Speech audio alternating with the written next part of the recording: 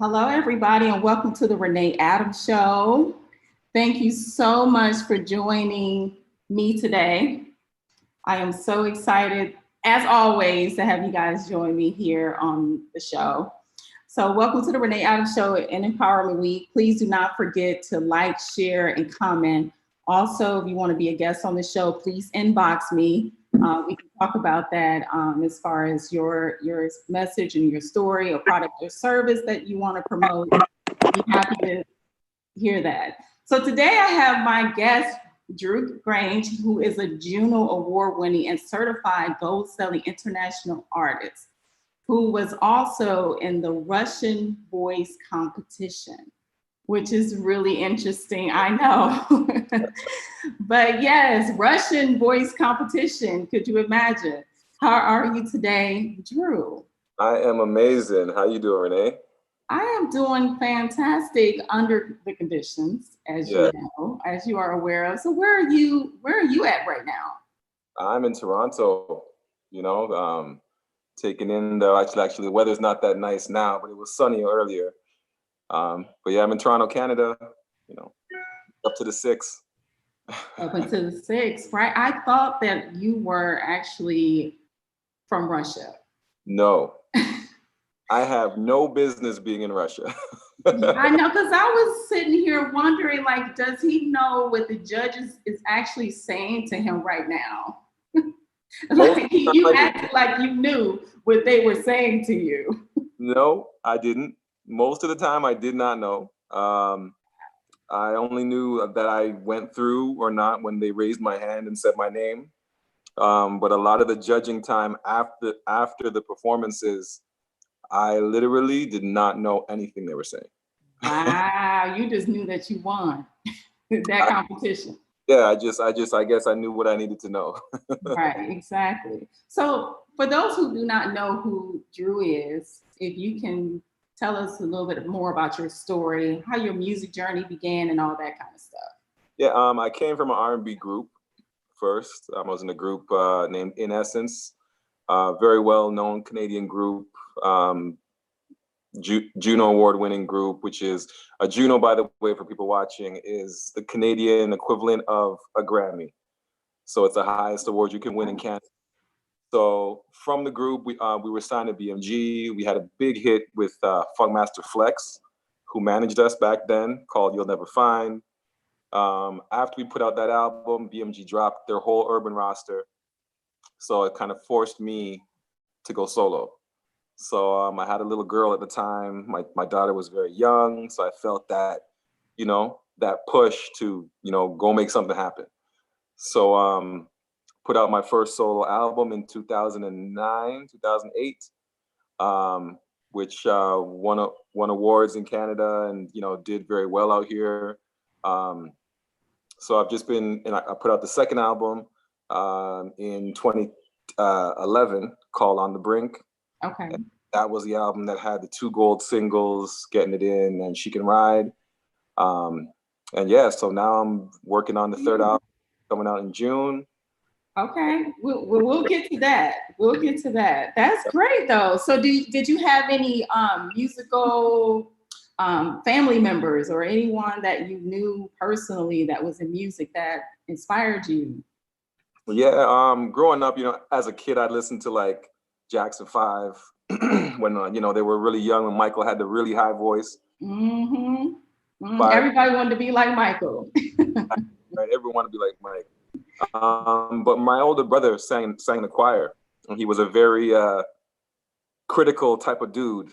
And when he told me I could sing, at a very young age, it was like, wow, you're my brother who's usually clowning me or making fun of me. When you said, when he told me I could sing, I took it seriously. So that's kind of where it began. Well, at least you had him to.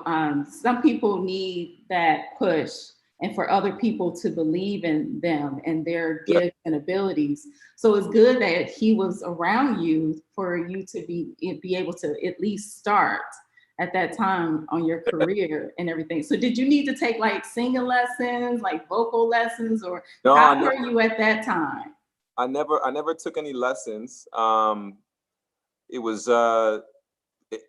it was a God-given natural talent for me to sing. And when I didn't know for a long time that I actually had it until my brother told me. And that's when I started to really pay attention to singers and started to pay attention to my voice. But from there I was a really shy child, a painfully shy child. Right. Wow. Isn't that interesting? Horribly. Wow. So I was in a talent show in the ninth grade. Yes. And I was singing Can You Stand the Rain by New Edition. Mm-hmm. Painfully nervous, but the response from my school it blew my mind.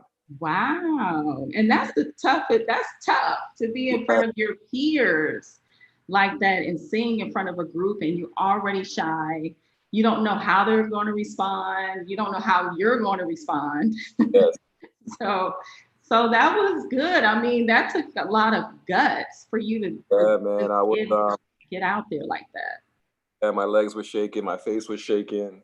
It was horrible. It was. Wow. But the audience let me know that that I had something. And from there was literally when I came off the stage was when the group began, because another member, Obel Hyacinth, came to me and was like, yo, Drew, you want to start a group? And I was like, I had never thought about it before that moment, but coming off the stage with the, just the nerves I had and I was like, you know what, being with other people on the stage will help me, right? Get more comfortable. So that's kind of where the group began. And then we got the other 3 members. And throughout being in the group for those, 12 years or so, that's where I honed my skills and my craft of being on stage and like speaking in public and, build my confidence to be able to go solo. There's no way I could have done it at that age. There's no way it would have happened. Absolutely. Yeah, everything was happening for a reason for you and you trusted that. Yes. So that's everything. Yeah. You were able to believe and trust and keep going, because that's the thing when you're in that kind of fear and uncertainty, you have to push through it. That's the only way you're going to get over it, is by pushing through it. So good for you. So now we get to listen to your good music because you did that. Right? Yeah, I'm just grateful and blessed that I can, still be doing music, so. Absolutely. Yeah. So you are an international artist, as we was able to, well, at least I was able to get from watching you in Russia and knowing that you're from Jamaica and all this kind of stuff. So how would you define your music, knowing that you're Jamaican, if you want to say that? My music is very, 90s R&B oriented. That's what really influenced me, as much as growing up in, the Toronto culture. The urban culture in Toronto is very Caribbean based, right? So a lot of the Blacks here come from the Caribbean. So that can't help but to still influence our music in some way.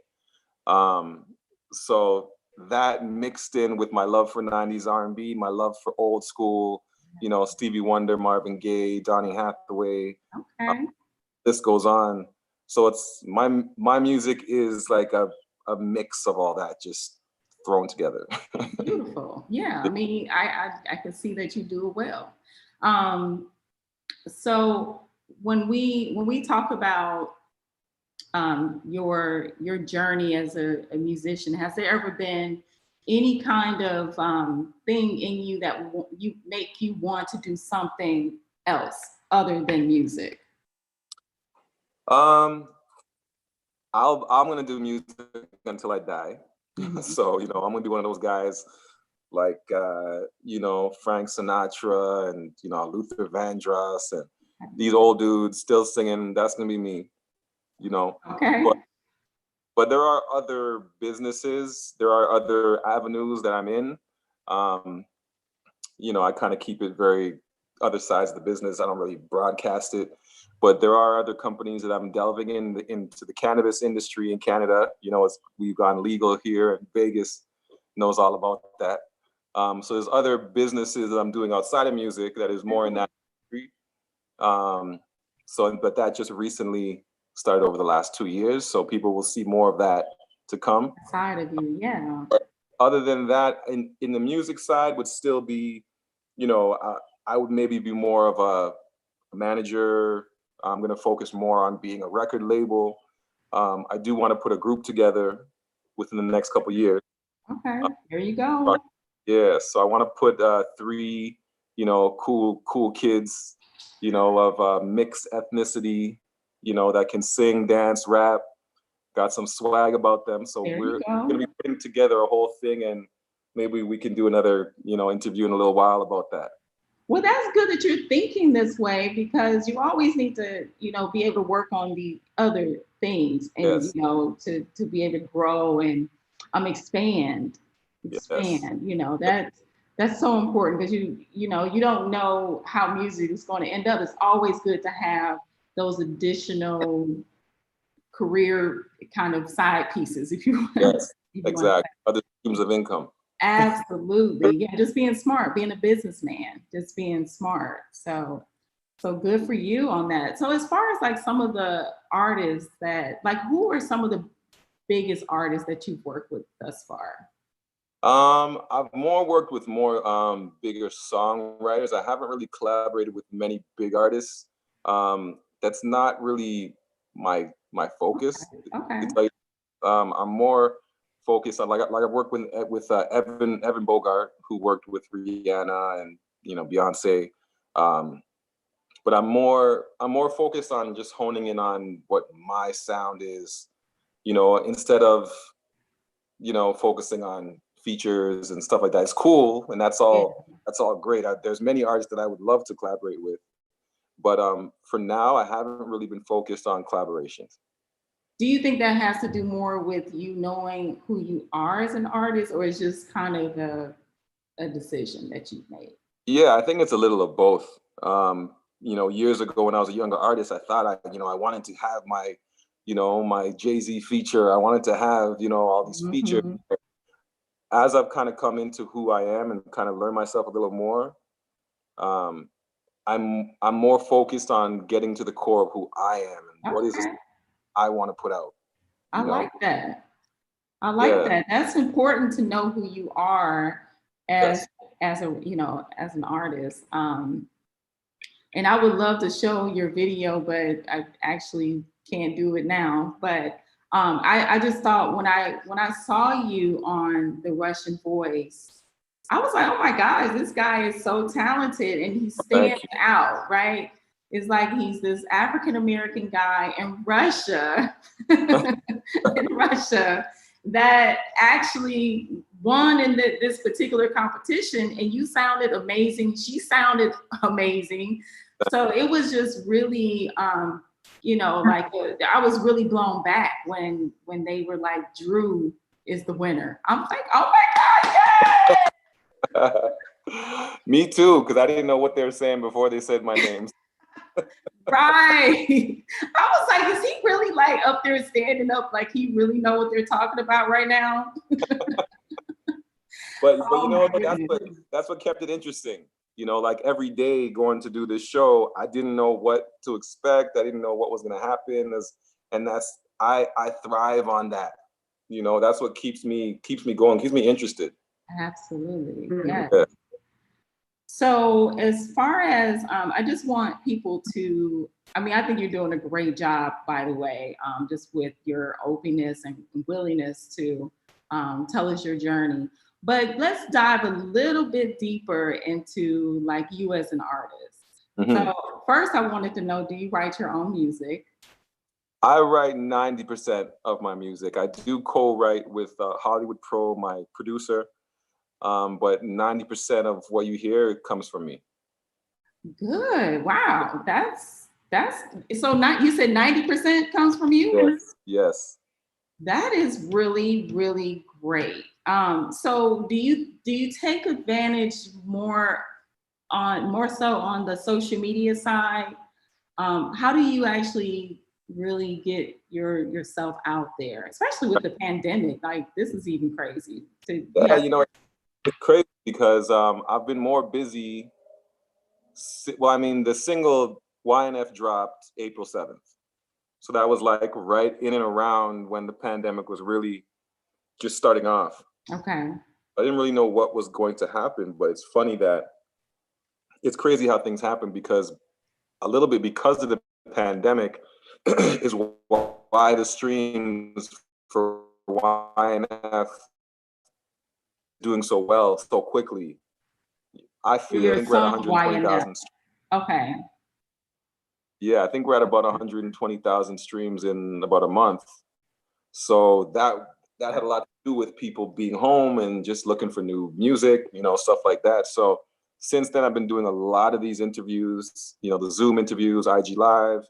My PR agent Sasha has been working her butt off because there's just so much going on, and so it's, as much as people are, shout out to the people that are struggling right now, and there's, things are tight and hard for, people losing their jobs, things like that. My heart goes out to them, and I feel I've been blessed in a way that I could kind of see the positive in this and kind of use it to my advantage. So haven't been to shows, obviously. I missed the stage bad, but I'm planning to put out 2 more singles, and we got visuals, we got content coming out. So it slowed me down, but it really hasn't stopped the plans and everything going forward.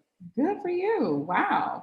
So what do you feel as an artist may have been some of your biggest sacrifices as an artist? Time away from my daughter. Yeah, I bet. How old is she? She's 15 now.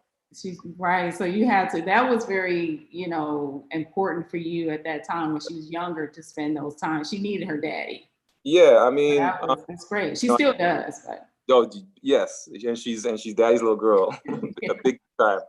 But like my last album came out in 2011, right? So my next one it's been 9 years since my last album, and a big reason for that is my daughter's mom and myself aren't together, so we're sharing custody, things like that, and me traveling and kind of being away a little too much at that time, I had to cut it down. So which is why so much time between my last album and this one. It's almost 10 years. So I took that time to just really focus on her.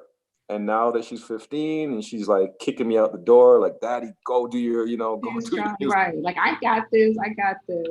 Yeah, she's my biggest fan, cheerleader now. That was the hardest thing, is to make that decision to say, you know what, I'm gonna, I got my people hitting me up a couple years ago, 5-6 years ago, Drew, you got to come out. We got this artist coming here, or this label rep, and you should be here. And I'm home with my daughter. Like, yo, I can't come right now. Wow. Right now, years. That says a lot about you as an individual. Yeah, because you're taking care of family. That leads to so many more generations down the line. You need your daughter to be a woman when she's out here and know how to carry herself. So for her to know that my dad is here for me, even though, says a lot about you. So good for you on that note. And then as far as like some of your biggest takeaways from this business, like what would you say like some of the biggest lessons that you learned from this?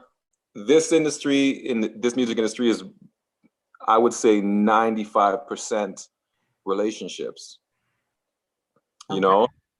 It's very easy to burn bridges, or, on your way up, treat people a certain way. And now when you're on your way down, or when you're in harder times, you see those same people on your way down, and they may not want to help you when they see you on your way down. So it's like, it's all about building relationships.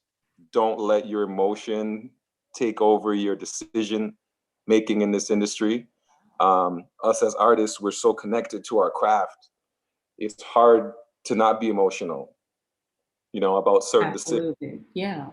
That's what this is who you are, your livelihood. This is who you became in this world. Yes. So you have to show up as that, the person, the artist that you are. Exactly. So that you said that very well, and thank you for that. Yeah. So yeah. So we know that you're working on new projects, new albums that are coming out. Is there anything else that you would like to share? The new single that's going to be coming out, I'm hoping for early next month. The new single called "Can't Get Enough." It's up tempo. It's in the lane, I guess I would say, of Bruno Mars, dripping in Nice. Okay. more that that 90s retro sound, and it's kind of a glimpse into what the next album is going to be. So yeah, look out for it. Can't Get Enough. We're shooting a video for that very soon. I'm planning the video now also. But the YNF video will be out in the next 10 days or so, I hope. We're just editing. So yeah, Can't Get Enough, new single, and the YNF video coming very soon. So you definitely are keeping yourself busy. Yes. So yeah, so everyone, please find Drew Grange on his social media platforms and follow him.